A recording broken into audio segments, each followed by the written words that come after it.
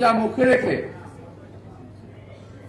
যেই হোক মিথ্যা কথাটা বলেন না, অপপ্রচার করেন না, উল্টা পাল্টা গালিগালাজ করেন না। এতে নিজেদের বংশের পরিচয় মর্যাদা কিন্তু পরিচয় পাওয়া যায়। কে কোথেকে আসছেন? আপনাদের একজনের বাবা হলো জামাতের রোকন, মা জামাতের রোকন, নিজের মাথার মধ্যে টুপি, তারপর দাঁড়িয়ে আছে। অর্থাৎ সুন্নতের সমস্ত কিছুর উপকরণ শরীরে রেখে যখন একটা মানুষ রোজা মুখে রেখে গালিগালাজ করে, তার রোজা কি থাকে? তো ভাই, আমি শুধু প্রতিবাদ করি, কথা আমি বলে গেলাম কেন জানেন?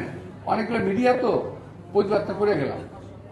তবে আমরা রোজা মুখে রেখে গালিগালাজ করি না, মিথ্যা কথা বলি না, একজন মানুষের বিরুদ্ধে অপবাদ দিয়ে নিজেকে প্রতিষ্ঠিত করার চেষ্টা কখনো করি নাই। আমার রাজনৈতিক কেরিয়ার 1 বছরের না, বহু দিনের। তোমাদের অনেকের জন্ম হয় নাই, বাপ মায়েরও বিয়ে হয় নাই। সুতরাং এই কেরিয়ারকে টোকা দিয়ে ফেলে দেওয়ার চেষ্টা করো না। নিজেদের কেরিয়ারকে বিল্ড আপ করো, সত্যি কথা বলে। মিথ্যা কথা বলে অপবাদ দিয়ে এই রোজার মাসে মানুষকে খারাপ করার চেষ্টা করো না। তাহলে ইনশাল্লাহ আমি বলবো যে আমি তো তোমাদের মতো এত সুন্নতি লেবাস আমার নাই, তারপরে বলবো আমার মুখের কথা কাজে লেগে যাবে যে তোমাদেরও কিন্তু এটার জন্য দায়িত্ব বহন করতে হবে কোনো না কোনো সময়। তোমাদের সবাইকে আজকে আমাকে আমন্ত্রণ জানিয়েছি তোমাদের, তো সবাইকে আন্তরিকভাবে এবং মেহমান যারা আছেন সবাইকে আমি ধন্যবাদ জানিয়ে এবং ক্ষমা প্রার্থনা করে আমার অন্য একটা প্রোগ্রামে যাচ্ছি। সবাইকে ধন্যবাদ।